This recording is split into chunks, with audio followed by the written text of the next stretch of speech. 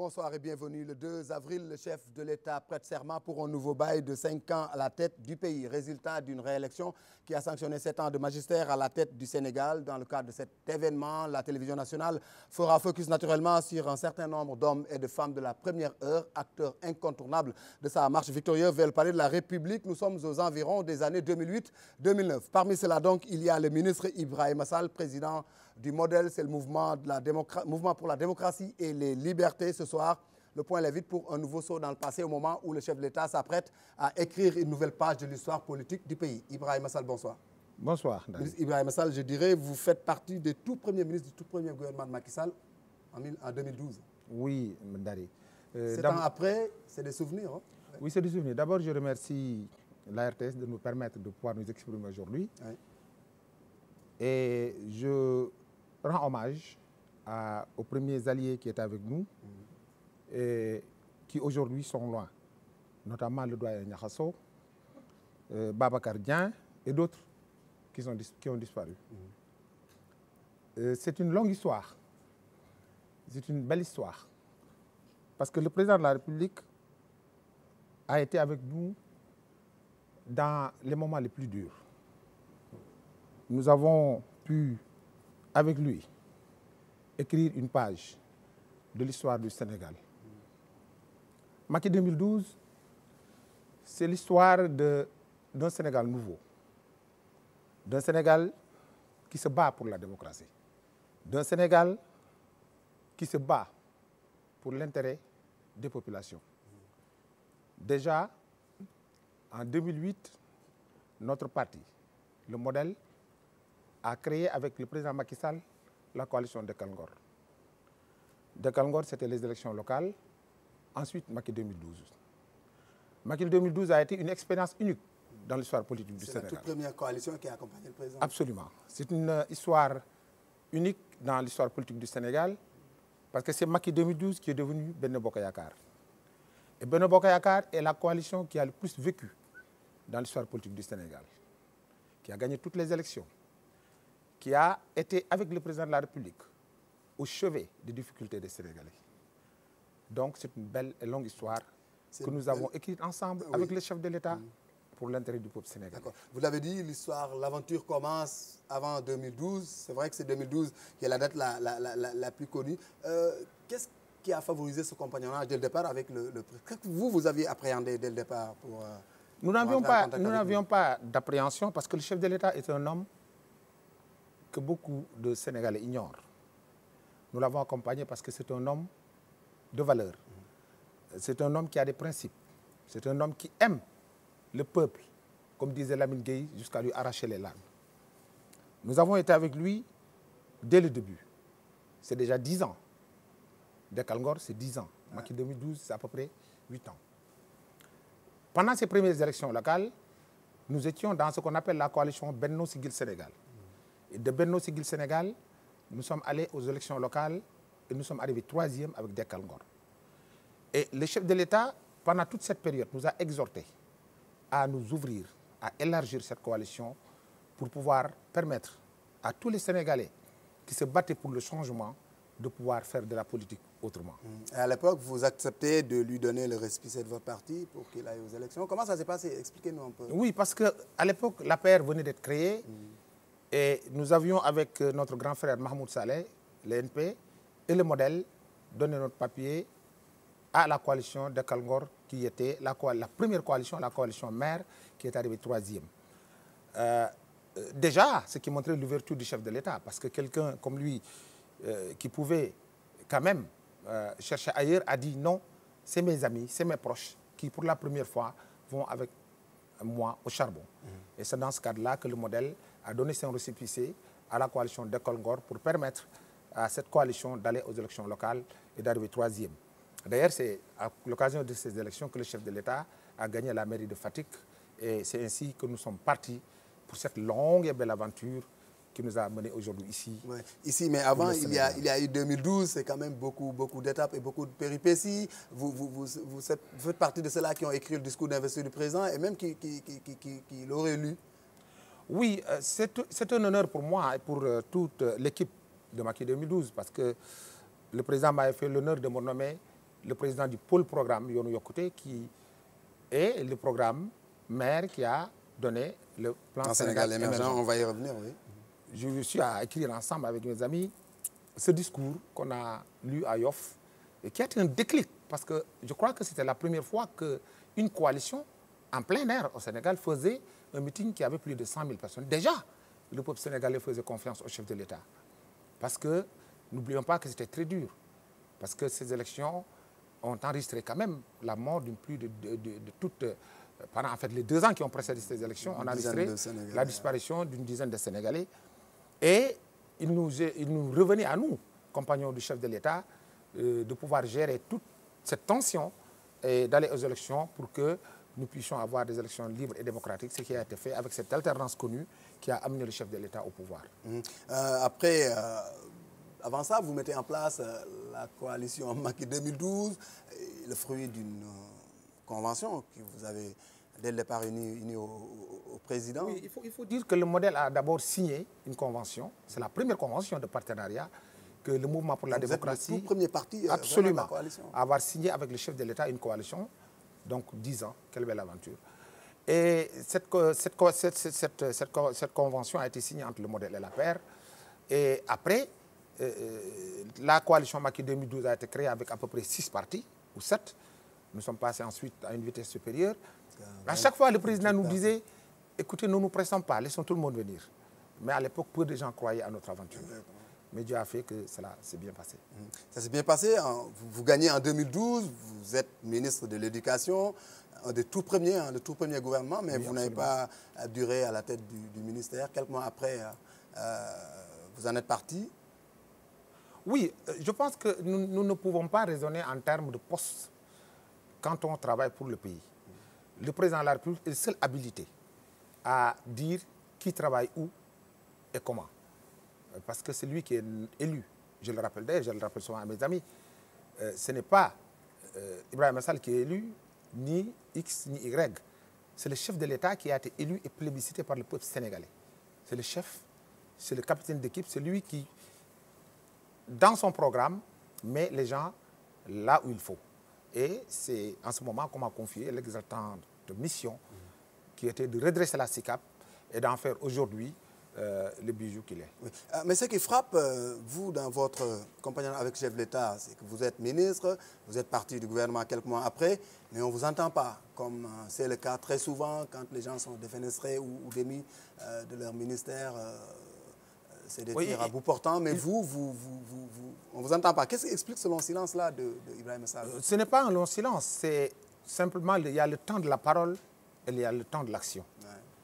Le temps de la parole, c'était pendant toute la campagne présidentielle de 2012, où je crois, je suis passé à la télévision sur plus d'une dizaine d'émissions, à peu près, et d'autres qui me faisaient 15 heures de télévision pour présenter le programme et nous battre.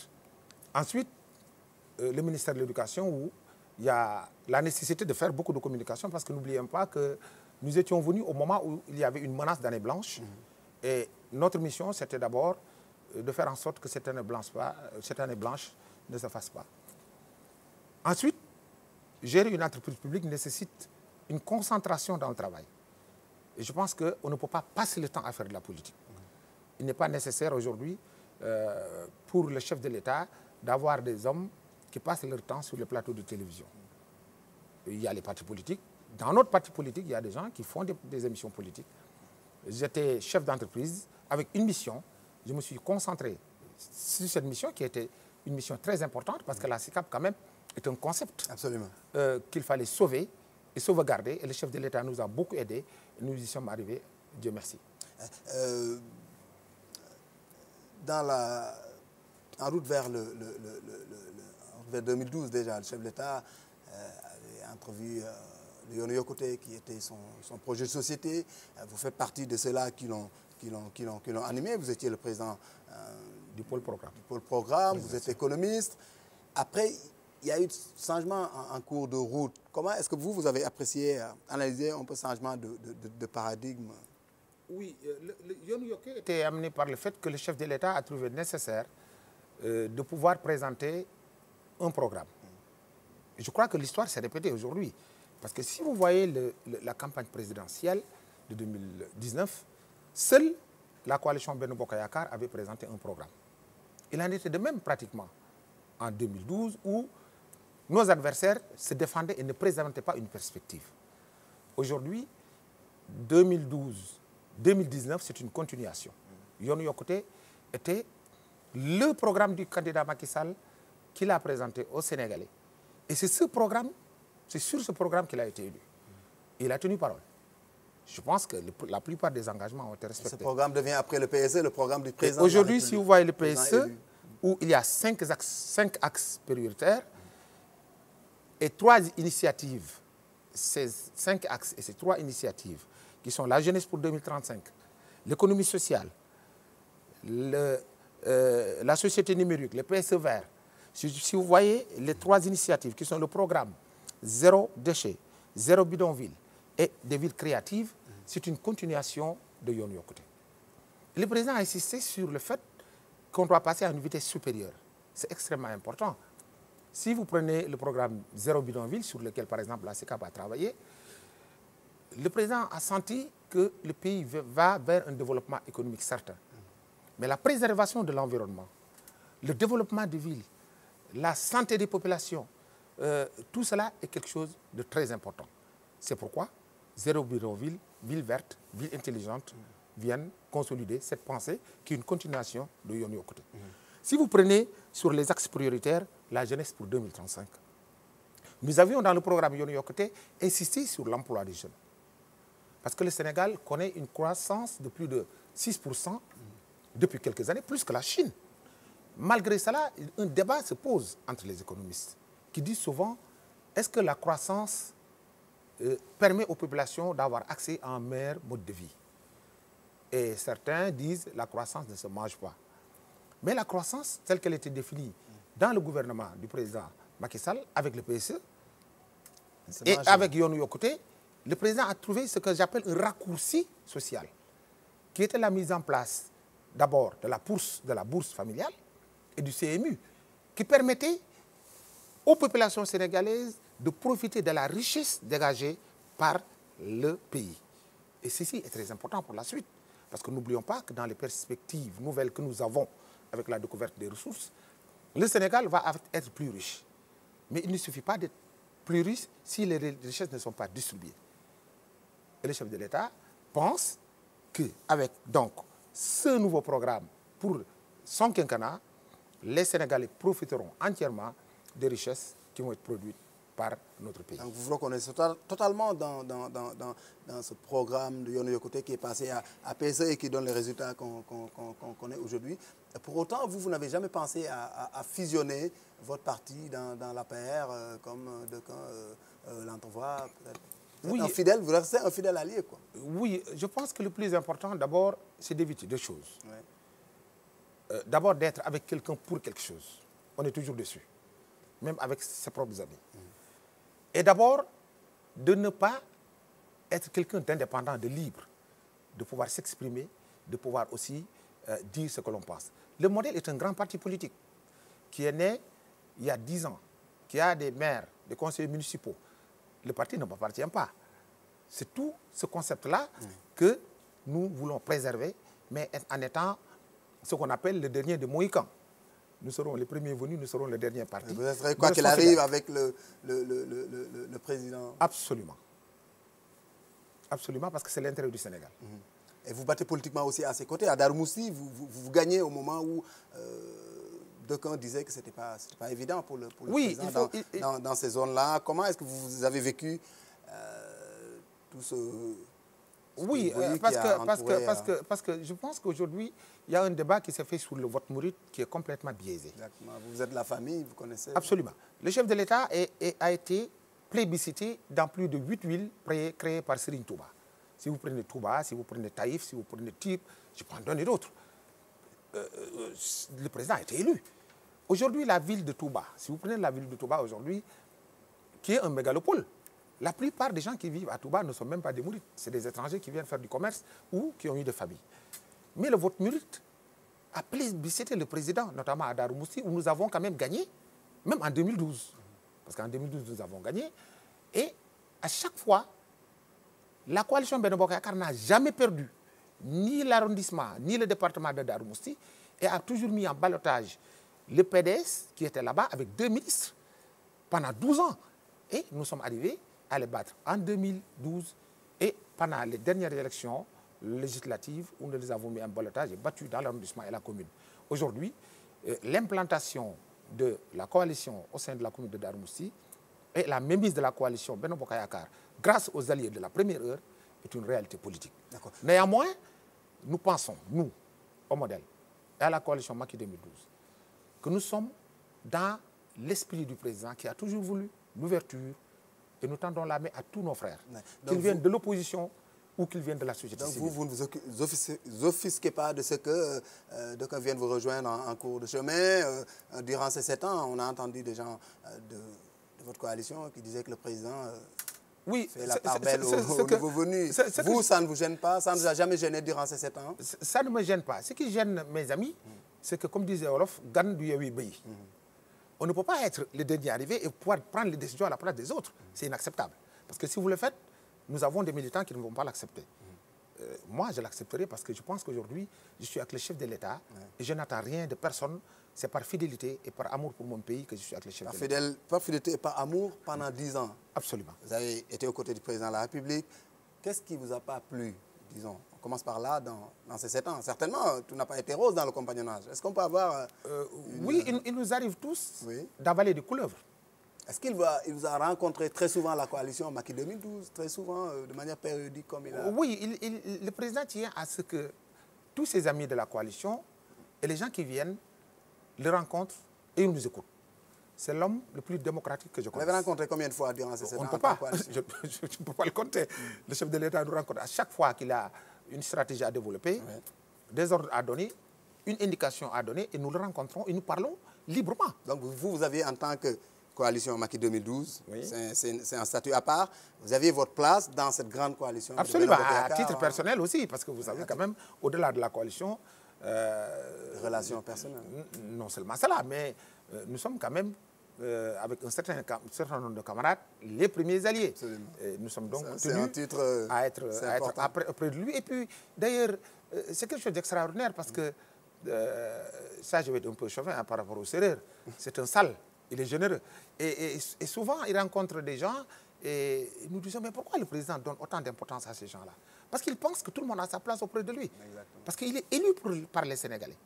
C'est le président de tous les Sénégalais, ce n'est pas le président de la coalition Benno Bokk Yakaar, ni de la coalition Macky 2012 d'ailleurs. Alors, il fait en sorte que tout le monde vienne, que tout le monde discute.